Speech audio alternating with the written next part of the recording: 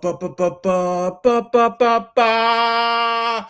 It's a snow day, everybody. Welcome to the Opie Radio Podcast. I'm way out east on Long Island, where we got about a foot of snow. And Ronnie Babes, Ron the waiter, my friend, he's in Astoria, Queens. And what do you guys get? About a foot of snow there, Ron? Yo, we got fucking hammered.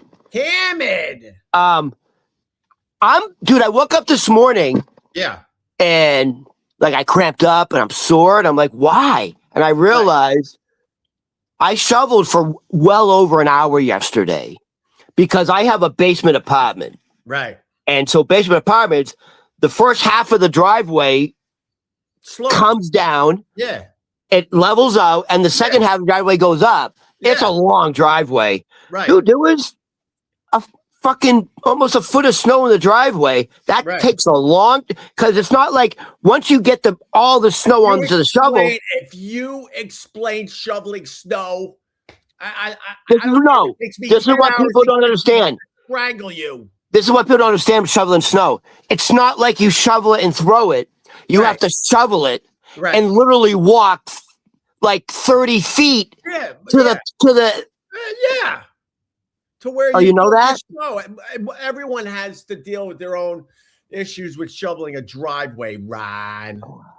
Let me tell you a couple things, because I decided to be very, very responsible, because I live in an area of Long Island where you're not going to get a lot of plows. You're not going to get a lot of help.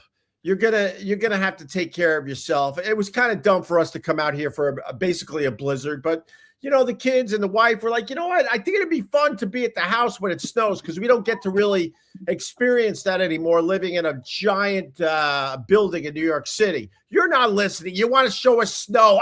Listen, you don't understand. I'm sore. What? What's nothing? Listen, there was a foot of snow. Because you want to show everybody snow. Look at that. Oh, that's my neighbor. He was up. Say hello. You're live. Look at that, dude. Look how long that is. Yeah, we get it, Ron. Wow. Dude, the snow was up to here. Oh my God, you're just amazing. Look at you, Anderson Cooper. You're like Anderson Cooper now, Ron. I hear the ear raid sirens, Anderson. Let's get into the bomb. How about you go back to your house, because now we're losing the signal. Oh, this Rod, the waiter, you're driving. It's right there. And now I got to deal with the fact that you see with the American flag are in the Super Bowl. That's George Costanza. Your apartment. We can't hear you. You're crapping out. That's George Costanza's parents' house. That's the house from Seinfeld, right there with the American flag. That's where they do Festivus. Oh, that's amazing. What about where Archie Bunker lived? It's literally the next street. Is it really? Literally the next street, yeah. So look. All right. Look at all I had to fucking shovel yesterday. That's crazy. That's all you look, did? Here's the pile. This is where we put it. This is the pile. Oh, look at how crazy that is, Ron. It's nothing. Oh, dude, I feel like Anderson in a war zone. Right. You shoveled. Dude, it's freezing out. Driveway. It's freezing. Look at that. Yeah, it's freezing, Ron. So you see how this is the entrance into my house. Oh my God, this is an amazing, amazing podcast. No wonder we're taking off the podcast world, because it's segments like this that are just getting the people going, we need more. Steven, make me a hot bath, please. All right. Are you getting all right. Why is the signal worse in your house than outside? Because I'm gonna damp. Now you have a bad signal, Rod. Thank you. This has been a great podcast. All right. Well, listen to me.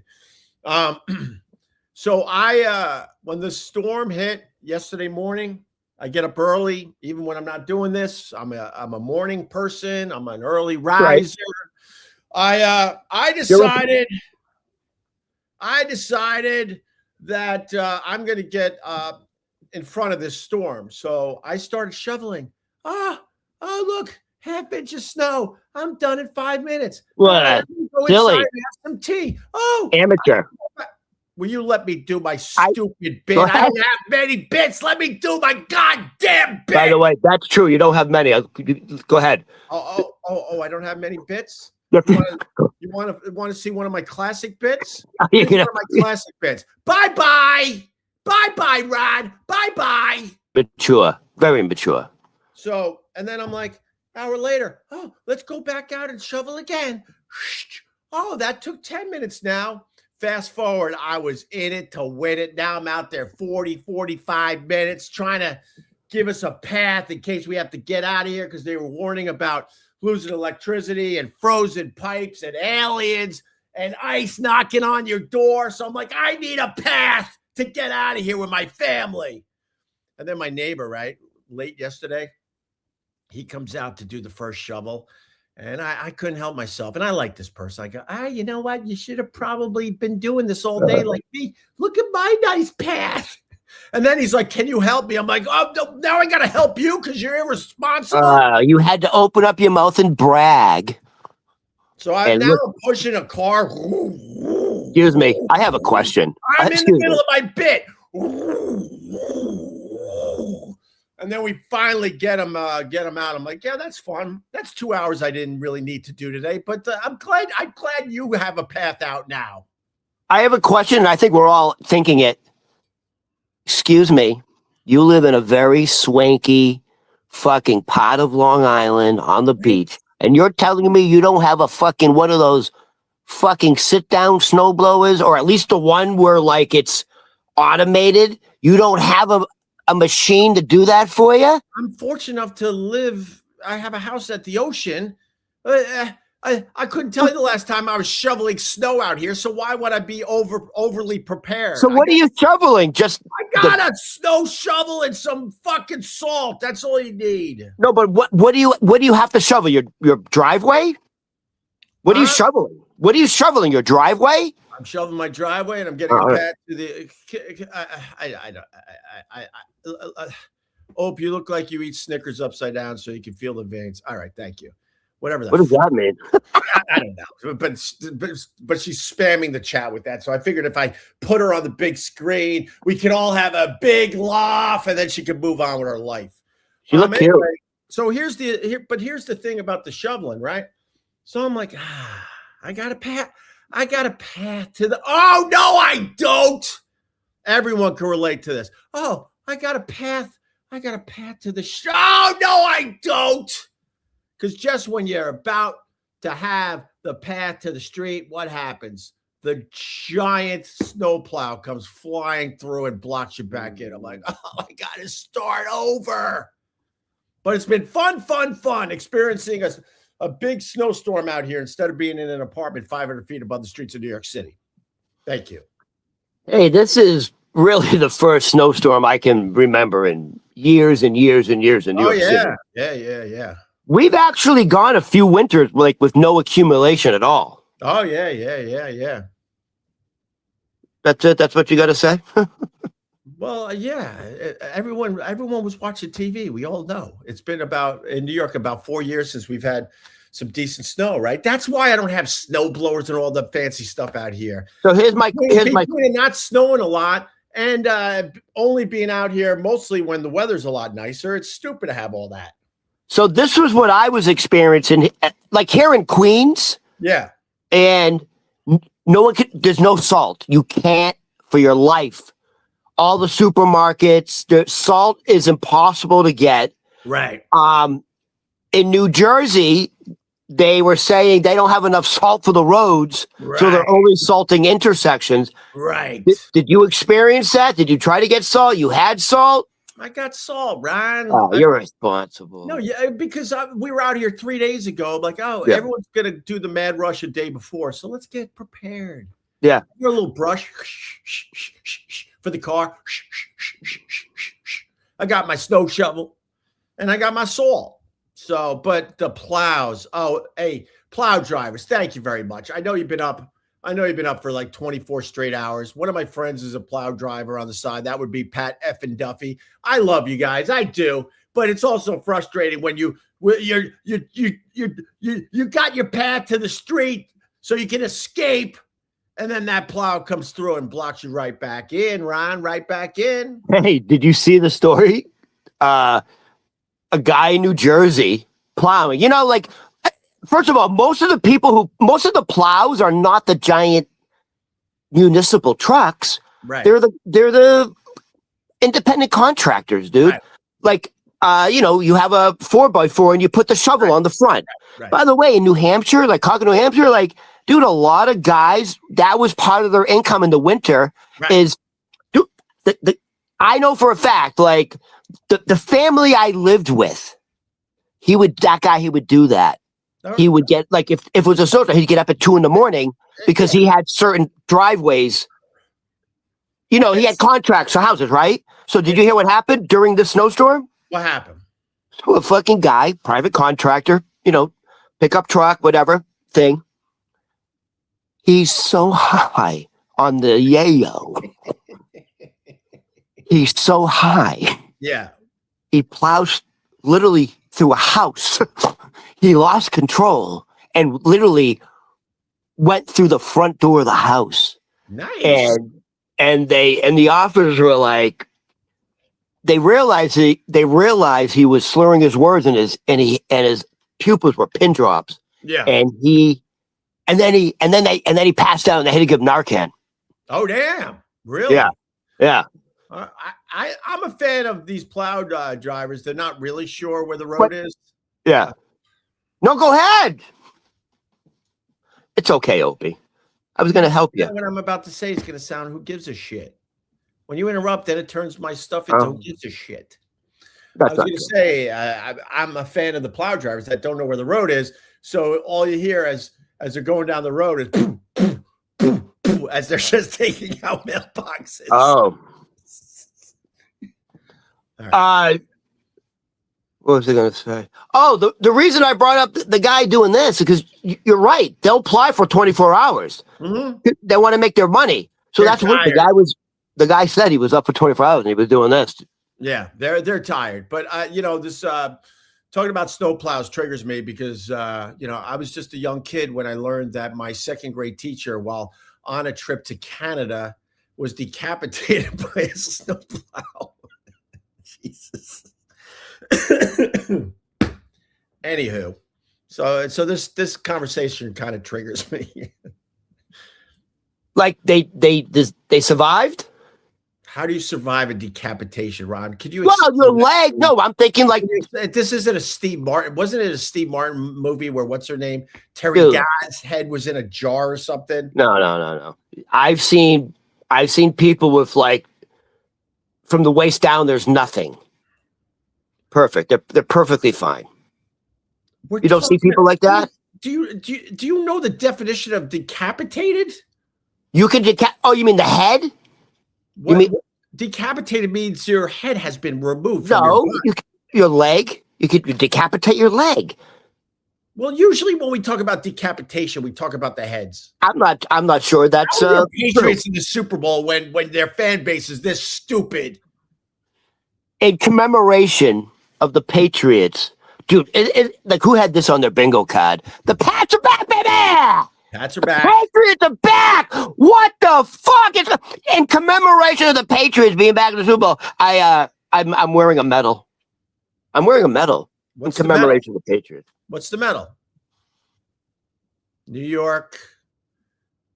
You're wearing a marathon medal? First of all, why do you still have that? Go give that to Trump. Trump gets all medals now. This is my New York City Marathon medal. So I'm wearing that because I'm a champion and the Patriots are champions. Yeah. So champions are uniting. Yeah. Well, listen, your Drake May better play a little better than he did yesterday. You got the Seattle Seahawks, a team where most of us can't even name two players, even though we're football fans, and they're in the Super Bowl, and they're a tight team. Tight. So I want to say this. Opie and I, this is a big time professional show. We actually do prep work. We prep work. It sure is, Rod. So, and Opie likes to call me in the morning with his, raspy voice. It's very nice. Hi, Rod. Are you ready to podcast? And he says to me, and I agree with him 110%. Yeah. If Denver had not lost their starting quarterback, Patriots are not winning that game. I don't think so. They barely fucking won with a guy who hadn't thrown a pass in 2 years. Or whatever. They're in the Super Bowl. My team is in Yeah. the Super Bowl. So whatever. All that sports talk means nothing because the Patriots are in the Super Bowl. Who gives a shit what might have happened if the guy didn't break his ankle? That's right. Game. Bo Nix, right? Yeah. Let me tell you something, Ron. Can I take it for a second? Because I have a lot to say about this. I lived in Boston for 3 years. So I got some skin in the game. I got some feels when it comes to the Patriots. I'm not going to lie. I got some feels.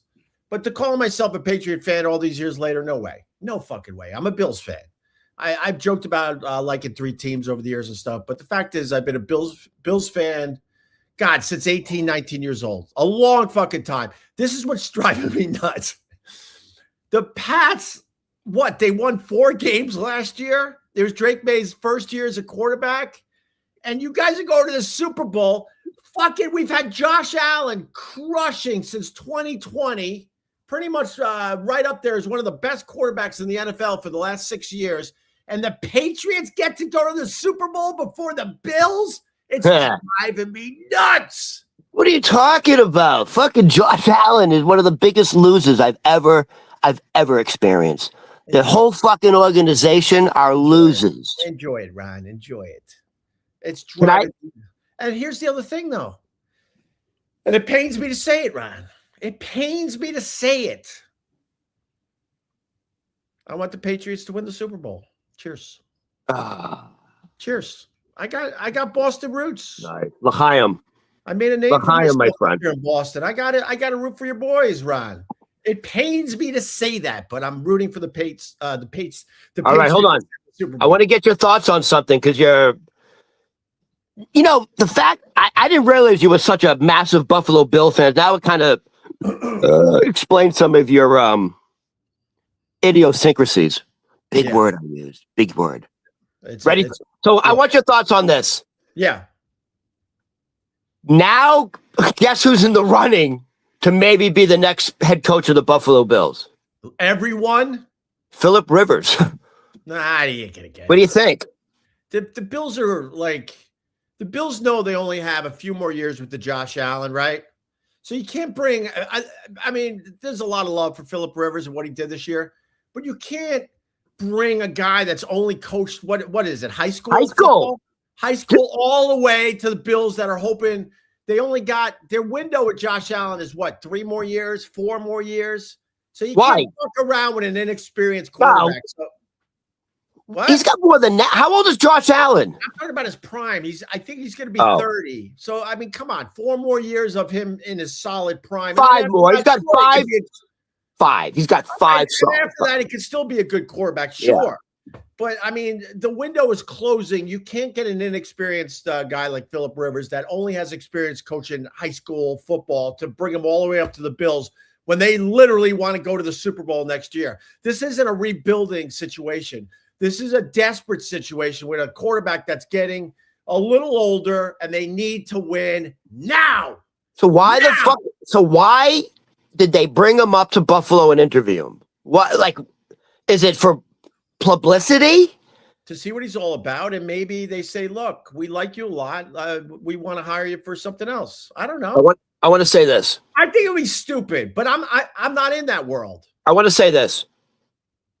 Before Phillip Rivers came and played with the Colts, he actually was the head football coach at the high school, whatever. Right. The reason the coach brought him back, did you see him at the line of scrimmage? He's like an idiot savant. They say he has one of the highest football IQs, and all he does is talk and think football. He was masterful at the line of scrimmage, dissecting the defense. Not many, only a handful of people can do that. I think that's what everyone's eyes were opened on how knowledgeable he was on readjusting the play based on what he was seeing on the defense. His IQ is huge. Bro, you should. I don't know. Maybe it would be a good fit. You should be on sports radio. This is amazing. Absolutely amazing for the 5 people that are interested in the X's and O's. But you're good at it. I'm good at everything. Slow down, Rod. Slow down. So my roommate had a problem with me last night. Why? So he made a batch of homemade Toll House cookies. Huh? What? I'm doing a bit and you always interrupt me. It's not even worth it now. All right, fair enough, Ron. But I didn't know you were doing it. Fair enough. I got excited because I thought you were going to say chili because I made a giant batch of chili. Dude, last time you did that, you got sick. No, I didn't. Yes, you did. You said you had the poopies. No, I just had a gurgly stomach. That's not sick. That's gurgly? Who the fuck says gurgly? Gurgly. I was overindulging on my chili. I didn't get sick. A man doesn't say he has a gurgly stomach. I'm sorry. Yeah, well, I'm okay with my feminine features, Rod. So my roommate made a batch of Toll House fresh baked cookies, but the cookie sheet, the pan, everything. And homemade, or is he just slicing it off the fucking roll? No, the roll. That's not making cookies. Got the salami roll. My daughter was doing that at 6 years old. That's not making cookies.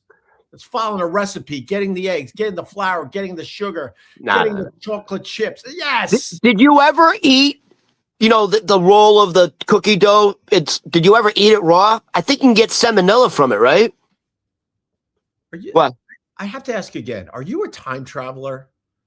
I'm an only child who lived in an attic. Questions that everyone is screaming like, yeah, of course. Of course. You ate? Oh, you did do that. Millions of times. The only thing I would eat raw that seems like people would do it in right? Shame on you. When you're with Ronnie Berman, you want to go get more coffee and I'll entertain the troops? I've already had a pot of coffee today because I've been icing down salted down the stairs. I did some more shoveling. I took the dog out.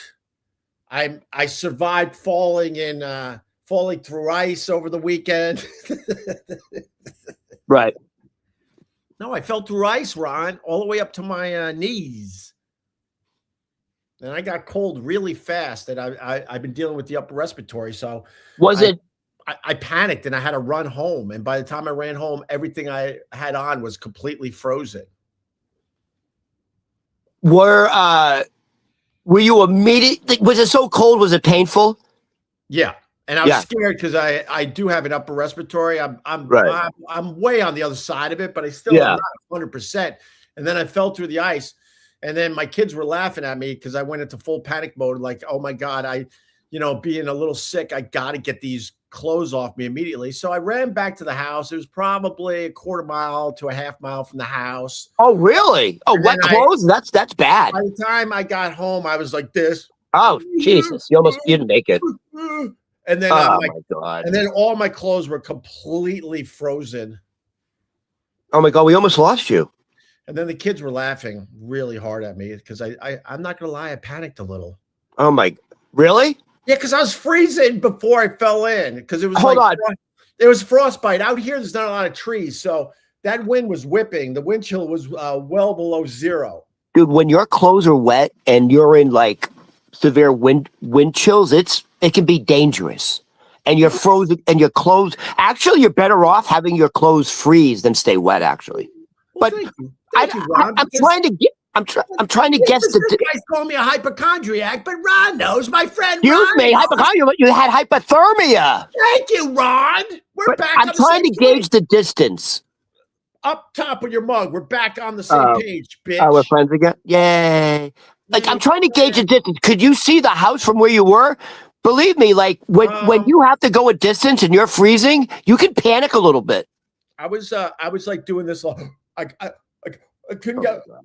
I couldn't get my breath. Jesus Christ. My legs were like frozen. So let me ask, did you have your phone on you? And then my son's like, Dad, that's not how you get out of a lake after you fucking fall in. Everyone knows you get on your belly and you're doing army crawl. What you were doing wasn't the right way to do it, Dad. So we almost lost you. No! Say, what if you fell and tripped and couldn't get up? You're done. Well, I'd have to find a new partner. We were in an area where we know the water was very shallow, so we were fooling around with the ice a little bit, and then I fell in. It was literally up to my knees, maybe a little higher. But then I fell forward trying to get out because I panicked. So then I had ice water all the way up to my neck. You panicked and then fell forward, so you were completely wet. Oh my god, dude! It's like a Benny Hill fucking scene. See, this is why people love listening to us, because I admit the stuff that you should never admit. You should never admit that you panicked after falling in So you ice. You should never admit that your kids were making fun of you. You should never admit that. You want to look like a tough guy in front of these cameras. This is like one of those like NBC where they give you like information. Yeah. Talking about like you did everything wrong, by the way. You fell in and then you went face first in. You actually, this kind of dangerous situation because you panicked. I just wanted to get out of it. And I was very surprised it fell through to begin with because the ice was really solid. I have a question.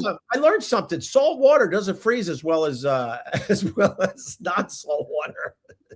So you're saying the ocean would the ocean that was starting to freeze and you thought you could walk on it? The ocean. I mean, you know how cold it has to be for the ocean. So where were you walking where there was ice?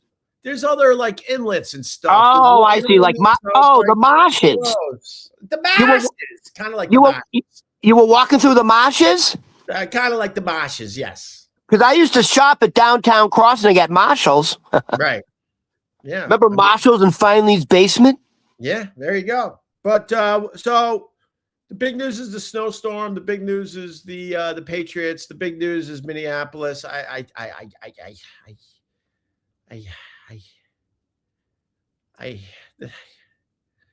Hold on. Before we start that, can I just finish my cookie story? Oh, I'm very sorry, Ron. For real. Jeez, my God. Sorry. When you interrupt me, I get really mad. So I want to apologize to you, Ron. I want to apologize to you today. My God. You went on a 20-minute rant about almost dying. My apology or not, Ron? All right. So my roommate's not happy with me. He made a big batch of Toll House cookies. Yeah. And I fucking probably ate 2/3 of it. And then I threw up, and then he got mad at me for wasting the cookies. Why did you need to eat so much goodness? I didn't throw up from that. Watching the Patriots, I consumed 100 ounces of Lagunitas. Ooh. I had 5 20-ounce cans. That's 100. Jesus. That's 100 ounces. Did you do the IPA? I did the Lagunitas IPA, 6.2% alcohol. Right. 5 of them, 20 ounces each. That's 100 ounces. Then I pounded the fucking cookie tray.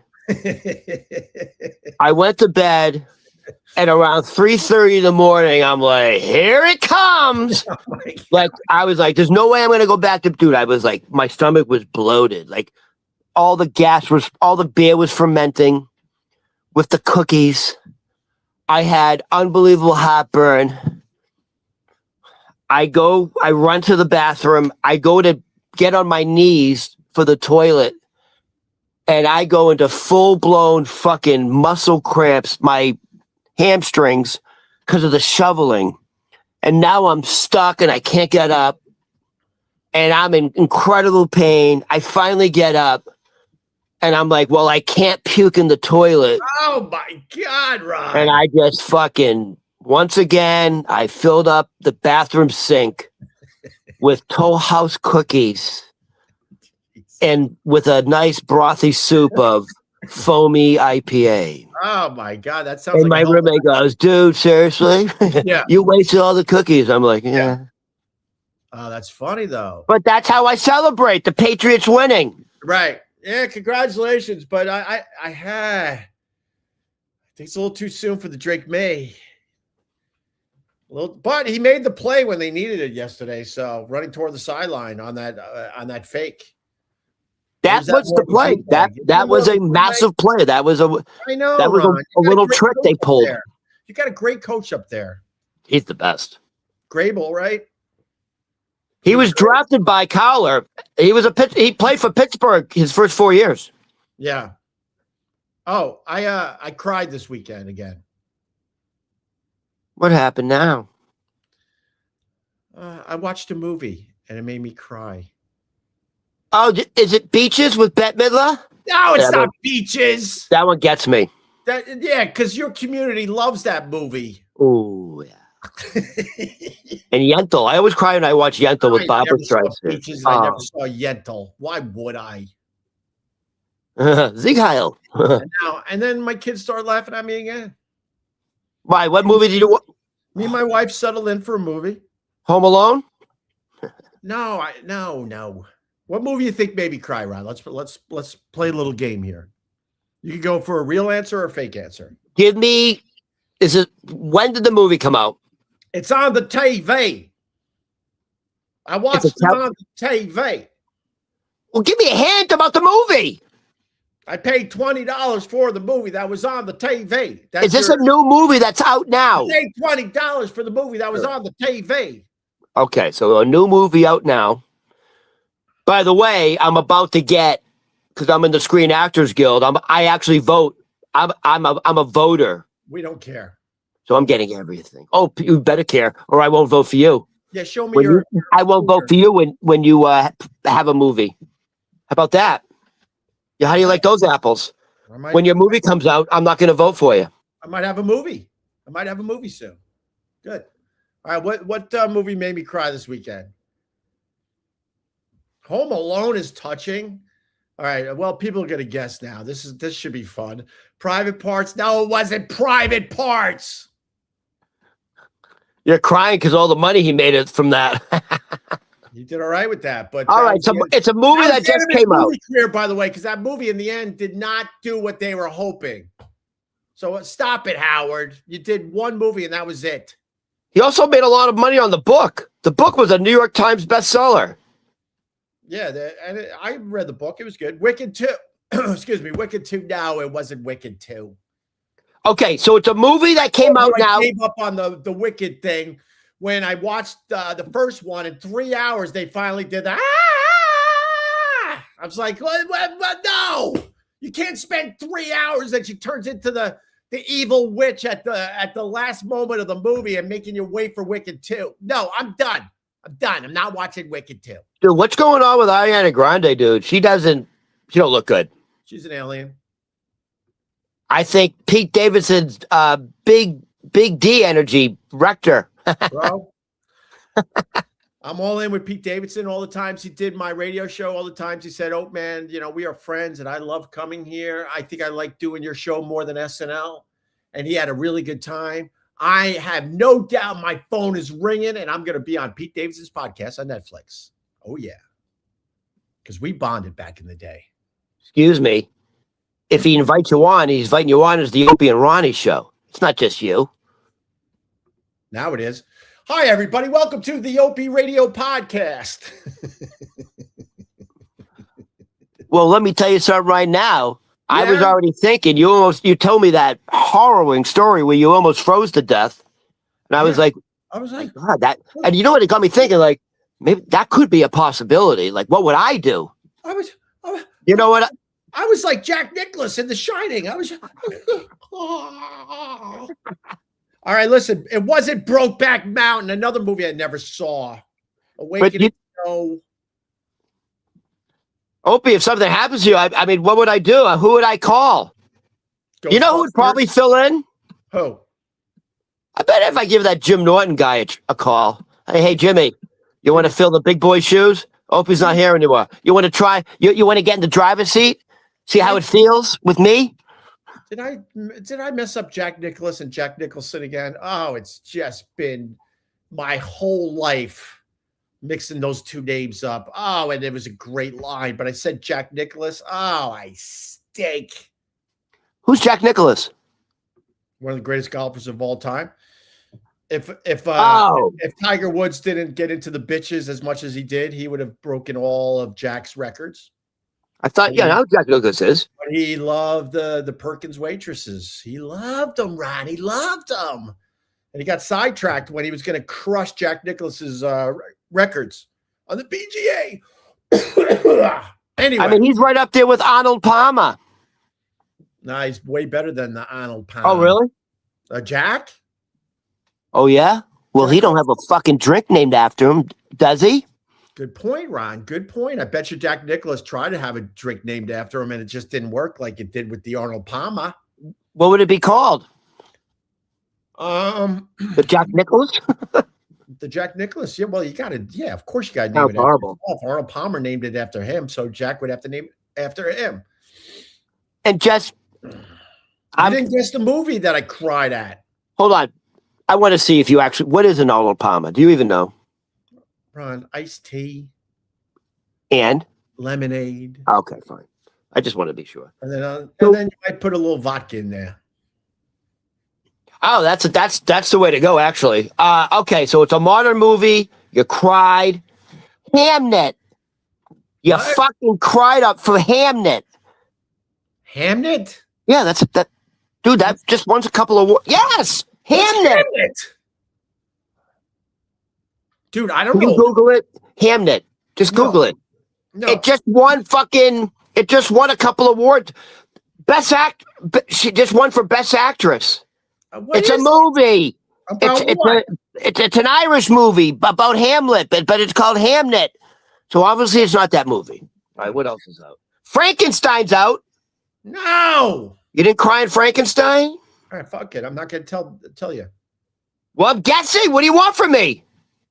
I guess you are a bad guesser. I guess. Yeah, everyone's on pins and needles wondering what movie this was. So what movie was it? Like, no one gives a shit. Well, they kind of give a shit, Ron. Who is it? What is it? They're all trying to guess. I cried watching with my wife.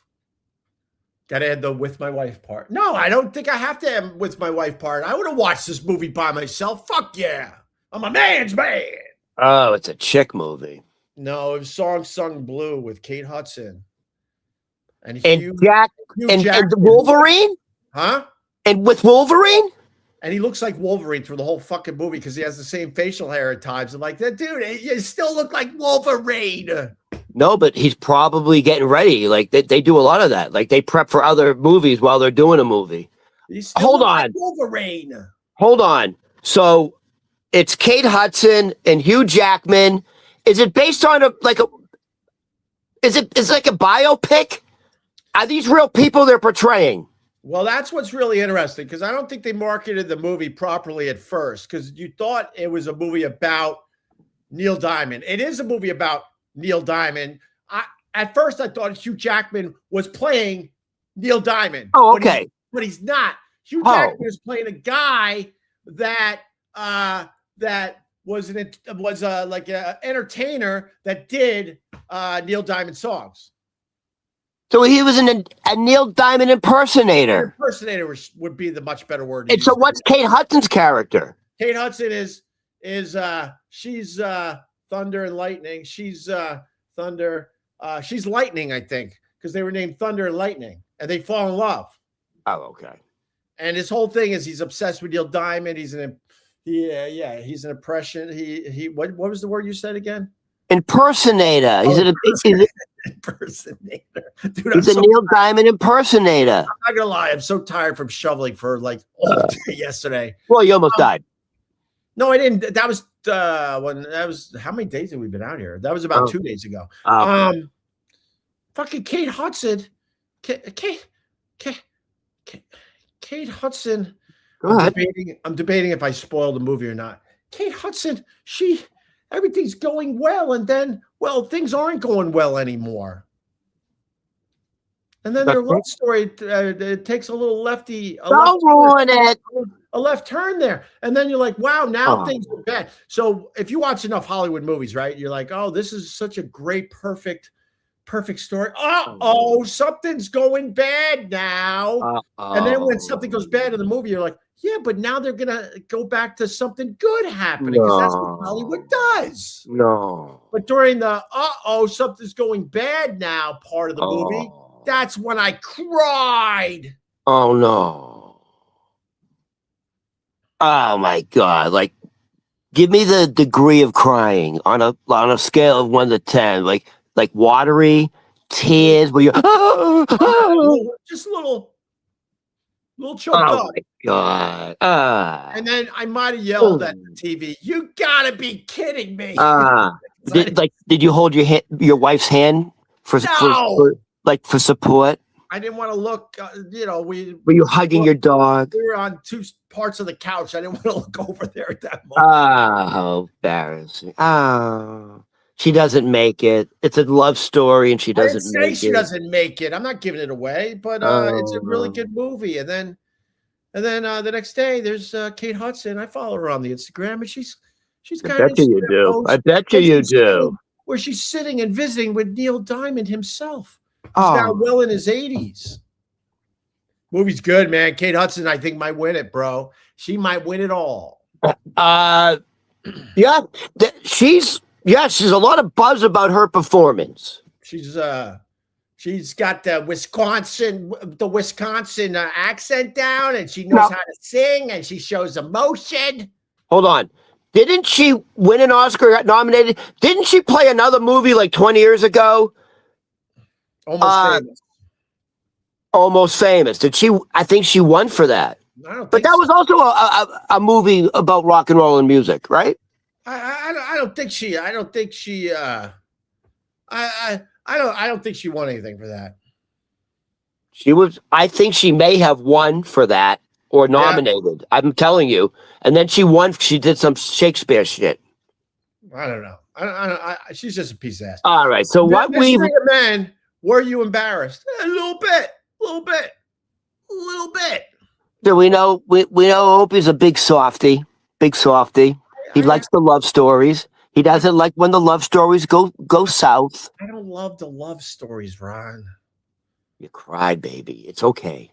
When was the last time you cried at a movie? What movie, Ron?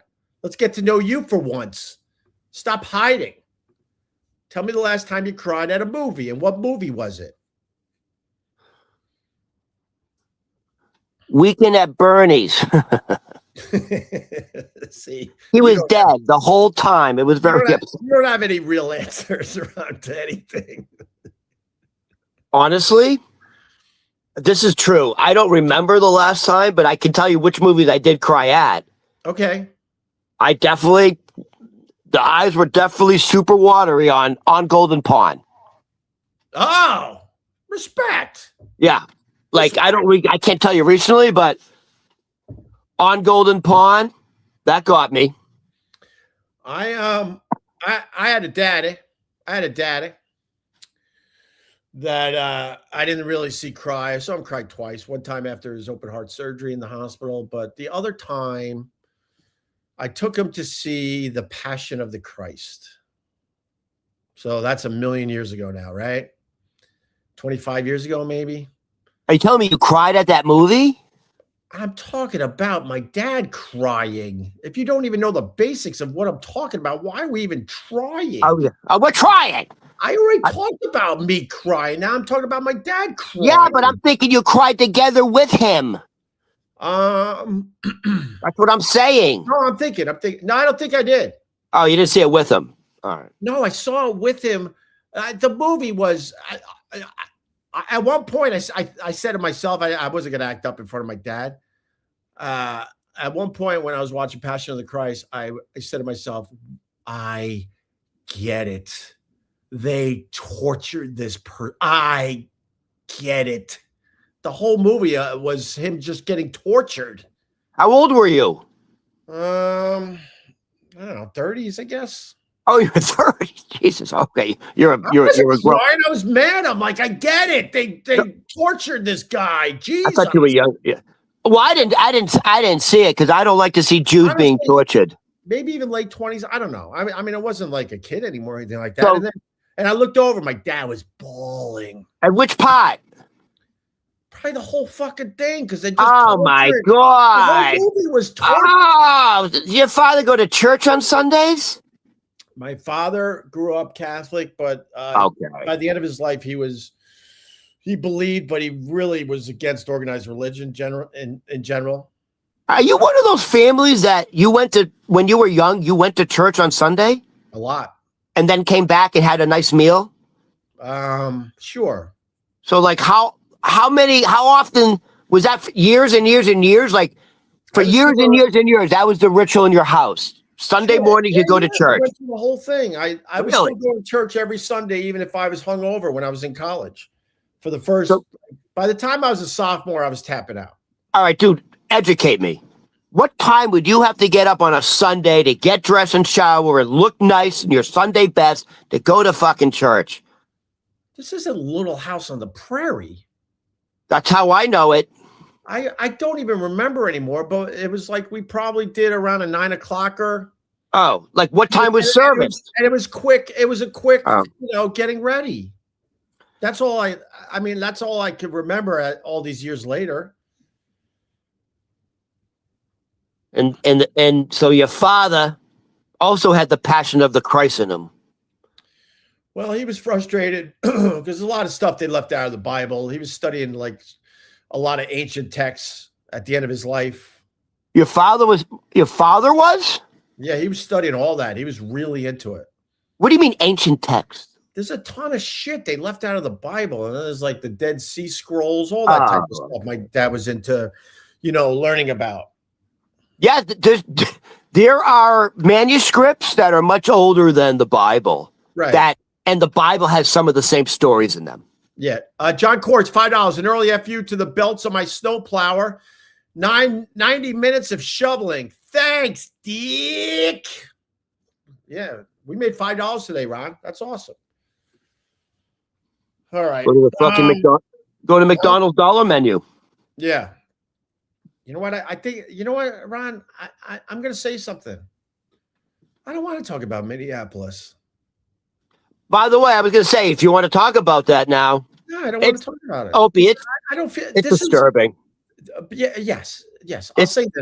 I'll say this because it's been a theme as long as I've been in the public eye. I fucking hate politics and I fucking hate our politicians. Yeah. And this is a perfect example. They lie right to our fucking faces all the fucking time. Bashar, the extraterrestrial.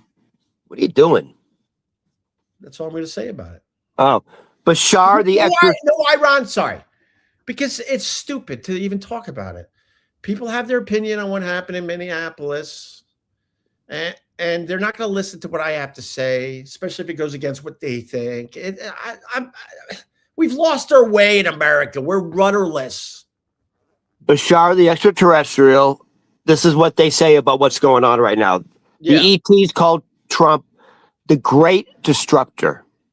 And, oh my God, I forgot my... Damn it. What else we were saying? It doesn't matter. Opie sucks. Because look, no. I suck because he doesn't agree with my opinion. This is why I don't want to talk about it. Yeah. So just quickly. I'll say this much. Now you're getting me going.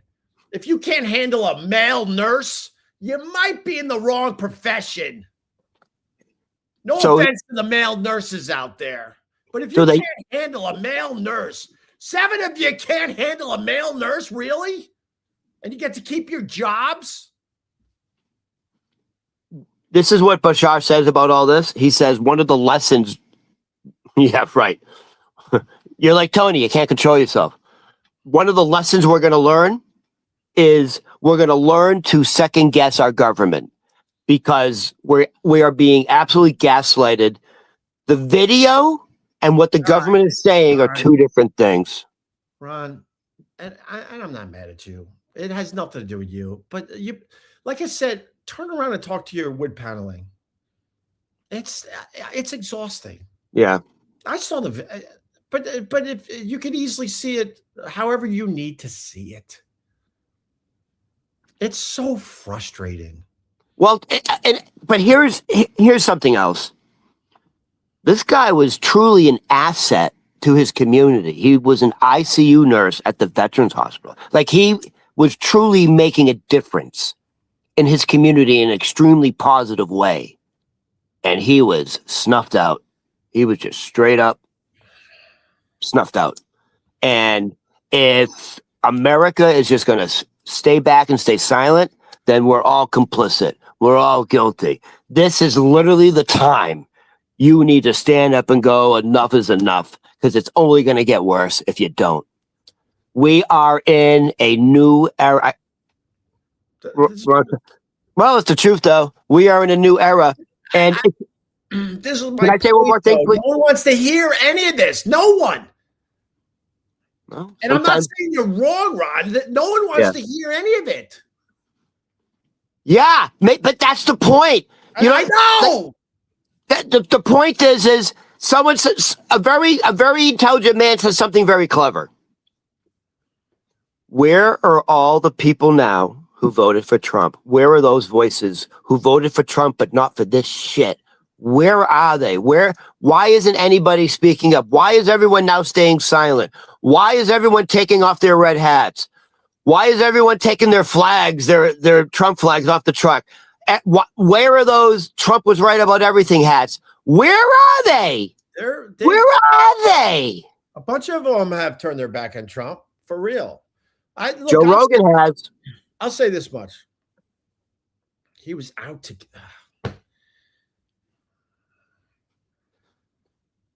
Serenity now. Did someone do a bad comment? It's know what bothers me the most? I'll talk on the outskirts of this. The lack of empathy in America is really fucking scary. Really fucking scary. You shouldn't have been there.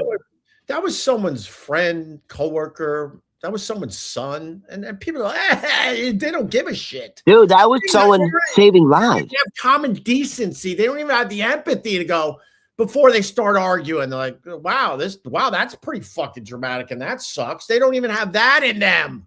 Just to let you know, an ICU nurse is a doctor. They're as trained and sophisticated as this man's profession was saving lives. All he did was try to protect a woman who got knocked down. He had his cell phone in one hand, and in the other hand, he had nothing in it. And he had a legal permit to carry a concealed weapon, which was taken off his body before he was shot. It's murder, dude. It's murder. So and if you're comfortable with that, fuck you. If you're comfortable with that, fuck you. Ron, it doesn't matter. Look at this guy. See, because we're not buying the narrative and the lies that were thrown at us by Christy Nolan. Everyone saw the video. Now, look, it's this you have to deal with. You need mental help. You are so disingenuous, hypocrites, lying through your rotting teeth. That's someone who's... Go ahead. That's why it's... I'll say this much. I'll talk to the outskirts. And you could go back through the Opie Radio podcast. I hope you're subscribed. I hope you're listening to these on a podcast app because that's what really helps us. But I was in support of ICE. The support for ICE is not good right now. Not good. Not good. I was in support of ICE. I'm like, yeah, man, there are a lot of really bad people in this country that are here illegally. Yeah, all right, I'm good. I'm kind of for this. Yes, but the problem with ICE and the problem with Trump is all the people that were supporting this when it first started, they're not supporting as much. The numbers show it. You know, because of ICE, there may be a partial government shutdown now because the Democrat, they're not going to approve the funding, the additional funding for ICE. It's tough to fund it after that video, whether you're for it or against it. It makes it tough to fund it when this video is out there. Hey, listen, forget all of that. Just as a society, just as human beings, if that doesn't bother you, there's a problem. That was a man who devoted his life to saving lives. An ICU nurse is a high-stressed, highly disciplined, highly skilled job, and your job is to save lives. And he was only there protecting that woman. He did everything by the book. Governor Walz actually is encouraging his citizens to videotape everything on their phones to record the actual truth. And that's exactly what he was doing. He was doing exactly what Governor Walz asked his citizenship to do. And he was straight up murdered. And your government, our government, is absolutely lying to us. And if you're comfortable with that, then hey, ignorance is bliss. It really is. Ignorance truly is bliss. I'm not laughing at you. I'm laughing because this is why I don't want to talk about it. I just made my point that I was a supporter of ICE in the beginning because I really think there's a lot of really bad people, which you could also say criminals in America illegally. I said this whole rant, and this is the first comment. Get some help. You are self-destructed. You have failed at life. You are supporting illegal criminals. What the fuck is wrong with you? These people can't. They're not listening. I literally said something that you would support, but you didn't want to hear it. They don't care. That's the point. Blindly following our Lord Jesus Christ. That's the point, Opie. There's no compromise. There's no listening. It's and by the way, this is also a human phenomenon. What human nature does? What human nature does is, fuck, you start doubling down on the guy you voted for because you don't want to seem like you made a mistake. So you start doubling down on the mistake because you don't want to say, fuck that, I guess I was wrong. That's human nature, man. I studied human nature in college, and as humans, none of us want to be wrong.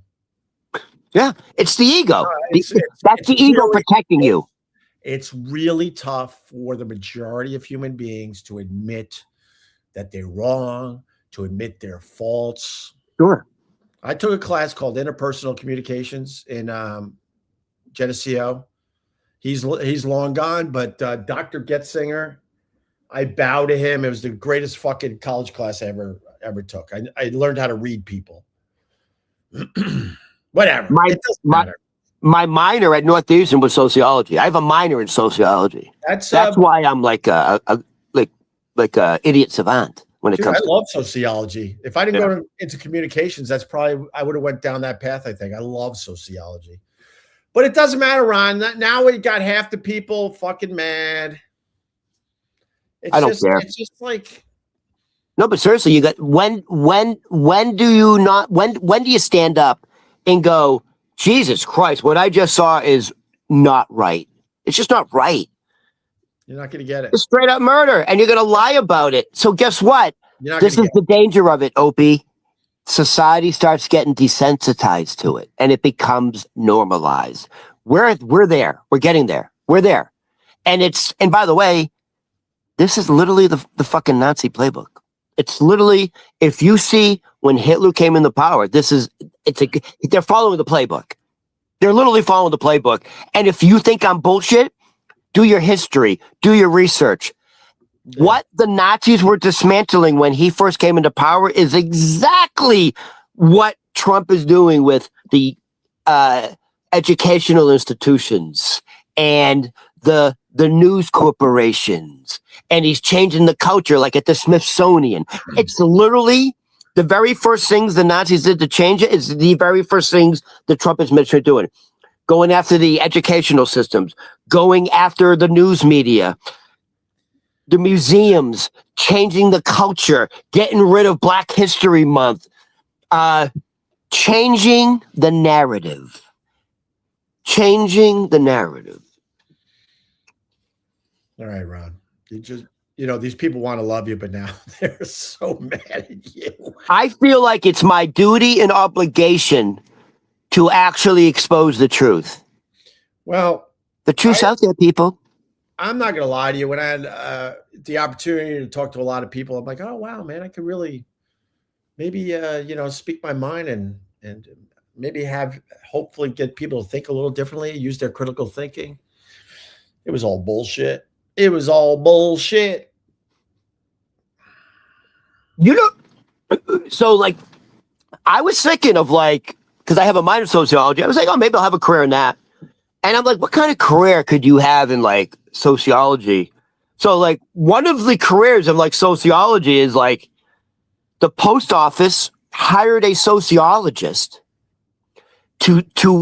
they brought in a sociologist to study the phenomenon of post office. You know when they go, hey, he went postal? All right, yeah. Careful. So right. They got a guy that studies that. So the post office goes, This has become a phenomenon. We don't understand why it's happening. We want to understand it so we can stop it because it was becoming a real issue in America. It became such an issue, it became a verb. This is what this guy got out of your whole rap. Fucking losers. Yeah. MAGA, baby. MAGA, baby. Yeah. Really? Are you enjoying your fucking coffee that's now 20% more for tariffs? You like that one? You like fucking, yeah. Are you not a coffee drinker, my friend? No one wants to hear it. They don't want to hear it. You don't want to hear it? Yeah, that's what I'm saying. You want to, it's the ego.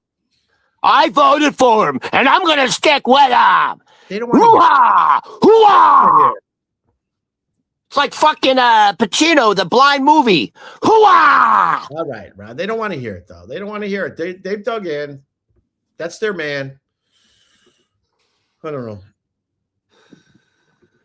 It's exhausting. I think Trump should have got in front of a camera this weekend, but, you know. It's exhausting. I really thought that Trump should have got in front of a camera because when things are really tough in America, like the president, sometimes you lean on that president. I think there's the 40th anniversry of the Challenger explosion. And, man, there were a ton of fucking people that didn't like Reagan. A ton. He was the great communicator, though. And when times got tough, he got in front of a fucking camera and said, all right, here's what's going on. We need that. Nowhere to be found. He was hanging out with his wife with that stupid movie that no one's gonna watch. Oh my God! No one's watching that crap. Melania. Groundbreaking movie, Melania. We get to see the inside workings of Melania. You know, there's going to be a perfume bottle. Two women crying about their boogeyman. Boogeyman. We're crying, Ron. We're crying. Crying over you. Why don't you go with your band Aerosmith with the crying song? How'd that go again? I can't even. I left you in cry. Jesus Christ, that was like fingernails on a blackboard. I know. All right, give me your best crying songs. Didn't Bryan Adams have one? What was it? I don't know. For some reason, I thought he had a song about crying. I think it's Aerosmith's crying song is the best ever, right? Sure. Yeah, why not? All right. Well, did you? I thought maybe people would start chiming in. Oh, this song and that song. Do we even have any people left out there? I'm going to openly admit that it's stupid to talk about this because you're not changing anyone's mind. I don't know what's going to be the thing that kind of brings us a little more together, a little more. It's okay. Do you know what's unfortunate? Jamie's Crying is the best crying song. All right. Jesus. Yes. Well, hold on a second. Jamie's. Who sang that? Jamie. Oh, Van Halen. Jesus Christ. Crying. Yo, that's in the top 5 right there. You know who had some good crying songs? All those fucking like Motown, the doo-wops. The doo-wops? No, like the doo-wop. What about Tears from Heaven? Is that a crying song? Wait a minute, Smokey Robinson, the clown, crying. Don't bring up Tears from Heaven, please. How's that go? Awkward. I'll say it again. How awkward would it have been if Eric Clapton handed that song into the record company and they're like, it's just okay. We're going to put it on a that's the song where his kid fell out the window. Oh, right. It's this insane song about his kid. Horrible tragedy. Imagine he hands it into the record company. They're like, we can put it at the end of a greatest hits album. It's all right. Oof. I mean, they had no choice but to put that song out. All right, Ron. I think Guns N' Roses had a song called Crying Like a Bitch. What's your thoughts? Let's finish up with this. I'm trying to get you off topic because these people want to love you, Ron. They want to love you. I want to love me too. They want to love you, Ron. So we're going to get off that topic. All right, let's get off it. I'm exhausted by it anyways. Hey, I know one of your best friends, and because of your best friend, he introduced you to Kyle Ruiz. But I think your friend's going through a midlife crisis. Oh, Guy Fieri. Yeah. So, I mean. I got the crying songs. We're missing so many good ones. Oh, go. You got Crying by Roy Orbison. Oh, Jesus. Crying. Wait a minute. Hold on. That's in the top 5. Yeah, but there's a better one. Go. Guns N' Roses, Don't Cry. That's a great song. Crying Yeah. by Aerosmith. When Doves Cry, that's the greatest. Oh my God, fucking Prince of all time. Damn, there's been a lot of good ones. Boys Don't Cry by The Cure. Oh, that's Cry Me a River by Justin Timberlake. Yep. It's My Party and I'll Cry If I Want to. That's right, and I will. I'm So Lonesome I Could Cry. Hank Williams. Oh, that was Hank Williams. That's right. Big Girls Don't Cry. Who was that? Big Girls Don't Cry. Four Seasons, I think. It's like a Beach Boys song. And it goes on and on and on and on and on and on and on. What about Guy Fieri? Excuse me. So, I mean, he's turning 58. Sounds like he's going through a midlife crisis. That video is wild. You got to show everybody. He's gone. Something's happened to Guy Fieri. Hey, what's that fucking restaurant he has in Times Square? Is it called Flavor Town? Well, the old one is no longer with us. That restaurant. That's where Carl worked. Excuse me. But what was it called? Huh? What was it called? I forgot. Oh, all right. But it was a giant space. The Guy Fieri video. I think it's for a Super Bowl ad. Listen, I don't know if it's a Super Bowl ad, but all I know is Guy Fieri just turned 58 years old. Play the volume. Why? It's part of this is an AI video. It's obvious. Put the volume. Why? Because his voice is weird too. Why? I want to hear it. Play it from the beginning. Put the volume up. Happy birthday to me. Happy birthday to you. Happy birthday to you. Happy birthday, dear friend. All right, time to cut this beauty. That's a lot of AI in that video. He made it. He made it. It's not someone like pranking him. So Carl, when he was alive, told me something which I thought was interesting. I screamed too much, and now the upper respiratory that's way better is bothered me now again. I got the tickle. It's funny what you said when you said Carl told me something when he was alive. Like, when else would he tell you? Yeah. But Carl said, like, the thing about Guy Fieri, like dyeing his hair and having the facial hair that's bleached on everything. Carl's like, when Guy's done, he could just go back to his natural hair and shave his fucking goatee, and he could live a normal life. And Carl said in a way like it's something that Guy wants eventually when he's out of the spotlight to be just left alone.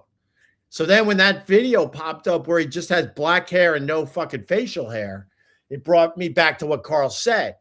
But with that said, I mean, the reveal will be interesting. I think it's a Super Bowl ad. But sorry. Yeah. Go ahead.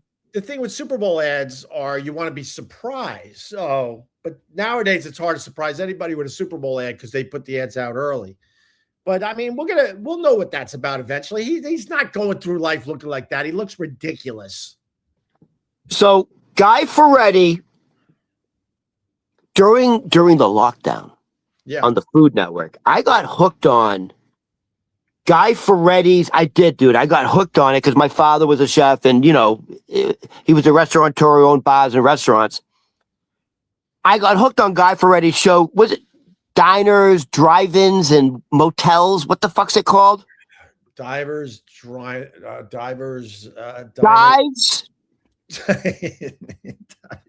Dives. Diners, dives.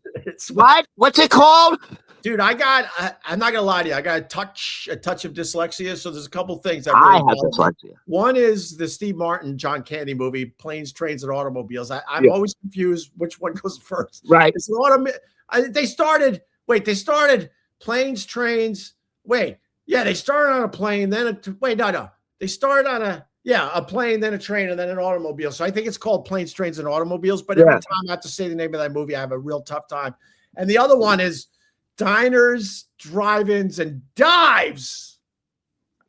Diners, drive-ins and dives. Yes. Or this guy who probably doesn't like us, so that's fine. Dicks, dildos, and dongs. Dude, that's actually not bad. That's actually funny. Good for you, my friend. Good for you. That's not bad. Bravo. Dicks, dildos, and dongs. The triple D, baby. The triple D. So I got hooked on that. Yeah. He would drive up in his red Corvette, fucking the convertible red Corvette. Yeah. And what's really great about the show is it's him. He's just a really charismatic, funny guy. And so I always love these type of formats. So it's half cooking show and half history lesson. Yeah. So, you know, you go to this small dive in fucking Charlottesville, North Carolina, and it's like been there for 50 years. And it's like, and their specialty is like, you know, fucking grits and gravy with homemade fucking the what do you call it? The dough? What do you call it? I don't know. The pastry. Dumplings? Anyway, I thought you were going to say collard greens. But anyways, you go and like, so you learn about the town, the history, and you learn, and then like the food's really good. So I got hooked on that. And the other show I got hooked on with Guy Fieri during the lockdown, he had a other show where it was like him and his kids.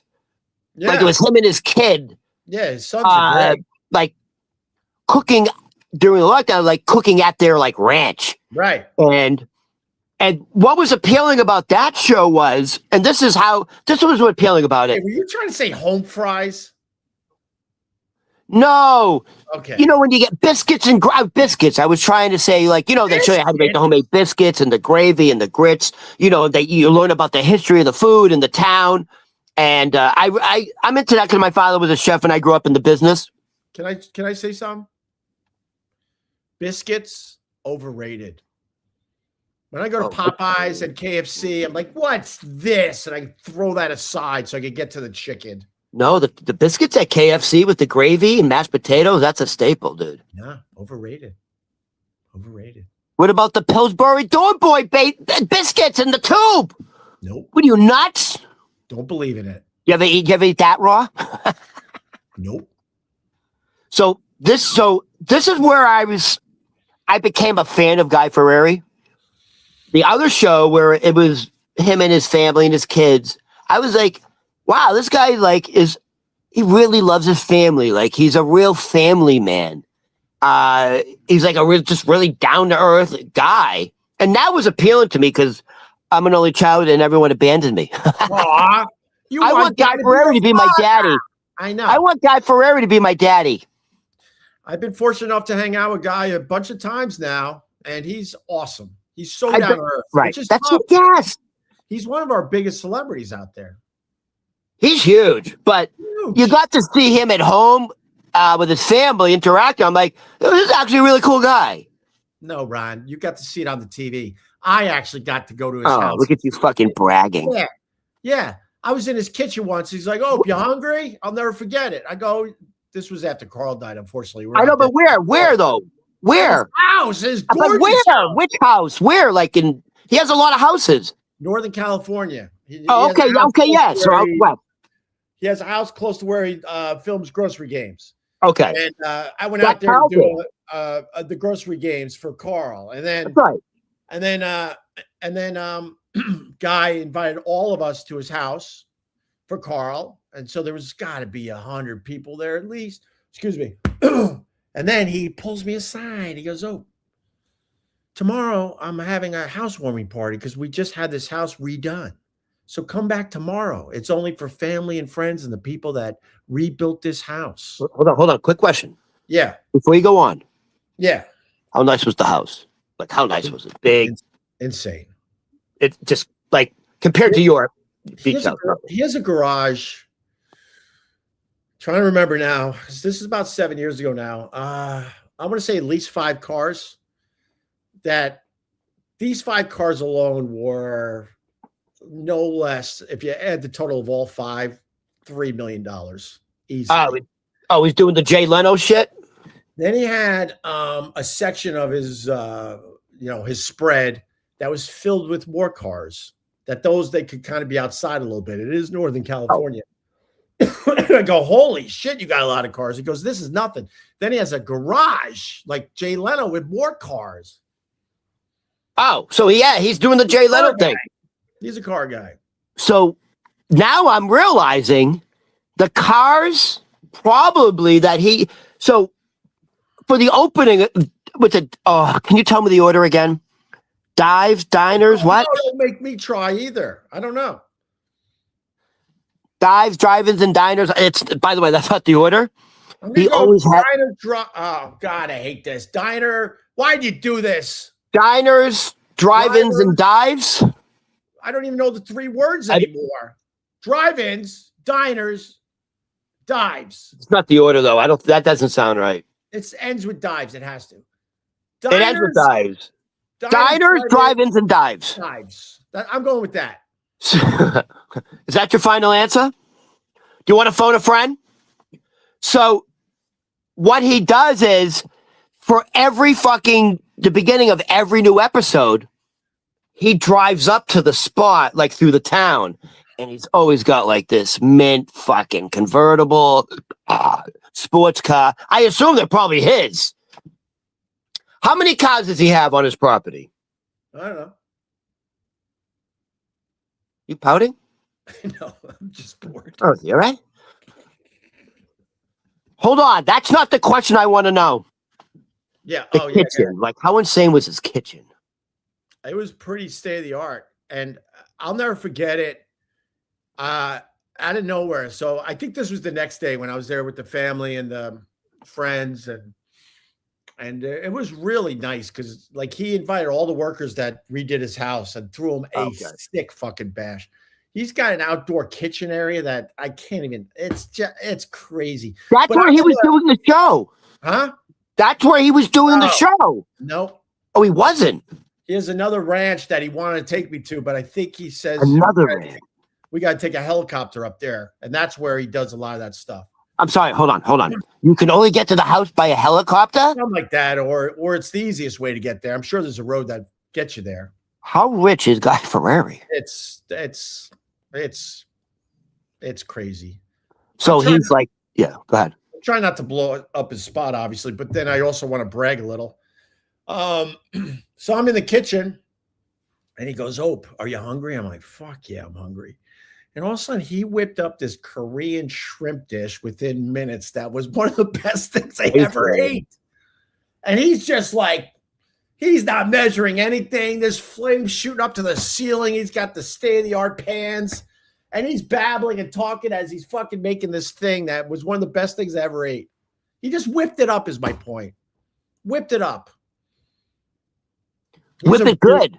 Devo. He's a really good dude. When I got fucked by SiriusXM, he was the first person that called me. Oh, really? So that's a good friend. First person. So he's a good friend. And then others that I helped promote their shit for a fucking decade. To this day, still haven't heard from him. Hold on. My phone rings. I'm like, it's Guy Fieri.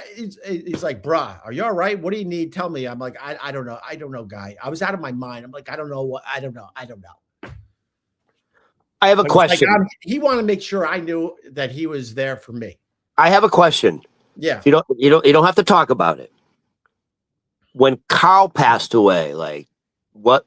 Like did you reach out to Guy? Guy reached out to you? Like, I mean, that must have been emotional. It was, we had one night we were on the phone probably 2 hours. Oh, okay. And we have text messages. You know what? I shouldn't say that one. Let's just put it this way. We were worried about Carl. Before he passed away? Yeah, because of his lifestyle. And we were trying to get Carl to slow down a little bit. And did you ever have an intervention with Carl? I know. I mean, I said my 2 cents over the years. Yeah. You know. So when he finally passed away, like, it sounds like you and Guy weren't that shocked. Well, I mean, man, I don't want to. I mean, this is the good shit, though. But, like, when me and Carl and Vic Henley would walk around the city, I'm a bunch of years older than Carl when we were hanging out. And Carl would beg us to slow down. He was having chest pains since the day I met him. And that's how he went out in the end. How old was he when he passed away? 42. 41, 42. That's super young, dude. I'll tell you, man. He had a wife? He was going through a separation / I think it was officially a divorce by the time he died. But did he have children? So stepkids. But yeah, he looked at them as his kids. Okay. So that's going to be tough on the family and tough on them losing their stepdad. I was in this house when I got the call from Gloria. What do you mean you were in his house? No, I was here. Oh. And it dropped me to my knees, if you want to really? Drop me to my knees. Who told you? And part of me, I don't think part of me is still hasn't gotten over it. Who told you?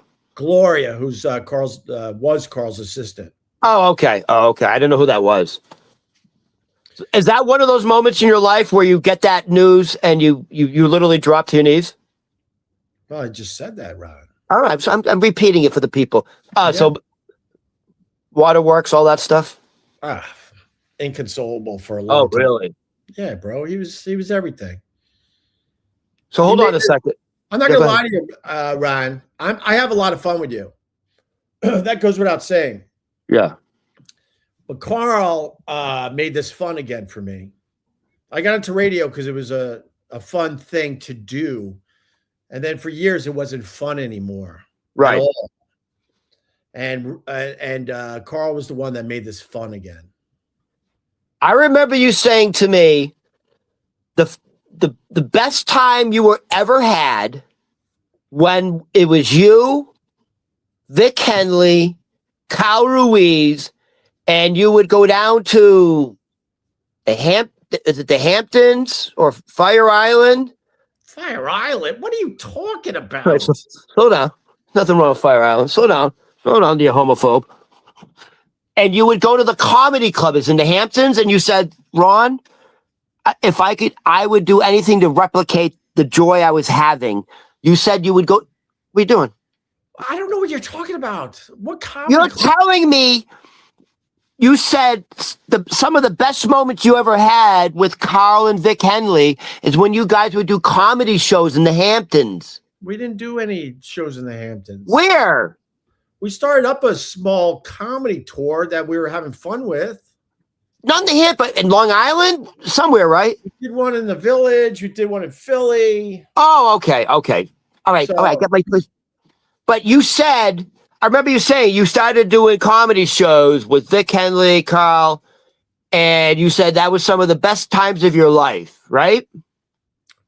No. Am I getting this conversation wrong? No offense, Ron. The whole thing was a lot of fun, and it was and it's some of the biggest and happiest moments of my entire career. But that was more like the radio show we were doing and the podcast we did after the radio show, and the fact that we couldn't get enough of each other. We were hanging out when we weren't doing radio. It was awesome. The whole thing was awesome. Well, I mean, that's how I met you. You were literally doing shit with Kyle. Awesome. So here's my other question. I hung out with Carl on a very regular basis. We probably hung out until he got really busy with the restaurant, no less than 3 times a week. And that didn't include doing all the radio shows. So we're always finding a reason to hang out a little bit, do dinner, whatever. He turned me on to so much cool food shit. All right, just give me a quick history lesson. How did Vic Henley come into all this? He just started doing the Opie and Anthony show like any other comedian back then. And then we hit it off. But what, you knew him? I'm trying, how did he? No, just like we didn't know fucking Theo Von when he first came on the show. No one knew who he was. Oh, I see. Okay. I see. So he came in to promote shit and we hit it off. So he was just like a local comic and he did the show and it was good. Was from Alabama and he lived in that New York City for many, many years. So it looked like you, Vic Henley, and Carl were a fucking tight group. So my question is, when Carl passed away, how did Vic Henley take it? Did it rock him like you? Yeah, they were really, really close. I know. That's what I'm asking. It must have rocked him. Carl needed a place to live for a little bit, and Vic, brought him in. Oh, really? Yeah, they were roommates a little bit here and there, nothing crazy. And then, Was he living in the city? huh? Was Vic Henley living in the city? Yeah, on the east side. Okay. And yeah, they were really tight. They were just as close. Like, I'm not a partier, so Carl certainly had some good times with Vic. Okay. Hanging out real late and stuff. I couldn't do that with those guys. So let me ask you this. Kids, and it's also isn't my thing. Let me ask you this. Yeah. What was the time frame from when Carl passed away to Vic passed away? Was that 6 months? Okay. Do you think Carl's passing had something to do with Vic passing away? Like, some people, when there's someone so close to you, your friend, that happens. Did you think that had anything to do with it? It's weird. Vic got hit by a SUV and didn't really get checked out properly. A few months before he died, he got hit by an SUV. Oh, I didn't. Oh, okay. And he was bleeding. He was, peeing blood and all sorts of shit. And he was like, I'm good. It's on my podcast. We're like, dude, what the fuck? You got to get checked out. If you go way back in my podcast, you could check out that whole storyline, man. It's crazy. And then I was hit by a car, and he was pissing blood. Oh yeah. And then the shutdown happened, and I was definitely leaning on Vic to try to, get through Carl's passing and also do some podcasting still. And then he left us in April. So what was the cause? Carl was September and Vic was April. No, but what was the cause of death for Vic? Carl was a heart attack, right? Yeah, he had embolism. Yeah. Pulmonary embolism. So what did Vic die of? Like internal bleeding? A pulmonary embolism. Didn't you say how did Vic die? Yes. So pulmonary embolism. Oh, okay. I thought you were talking about a massive heart attack. Oh, pulmonary. Okay. Jesus. So you think if Vic Henley got medical attention, he would be okay? I have no idea. Oh. Literally, I have no idea, to be fair. I don't know. But you know what, Ron? Because we went down that road, it's I'm still not over that. Really? No. So you talked to your sexy Jewish therapist from Long Island about this? Yeah, we've talked about it. Nice. Does she wear like sexy dresses? I think I got to talk to her today, actually. Nice. Do you ever do it in person? Huh? You ever go in person? Like you lay on a couch and shit? I haven't gone in person in a while because I was driving out to Long Island to do the in-person thing. And I was like, this is too much. I bet you when you go in person, you shower, you have clean underwear on because you're like, you never know. No, it's not because you never know. You never know. Maybe we're going to boom, boom. Huh? Maybe I'm going to do a Tony Soprano. All right. Ron. I think you're an honest man. I try to be. You can tell us. Be honest. You're a man. Have you ever pleasured yourself alone thinking about her, your therapist? I think you're lying.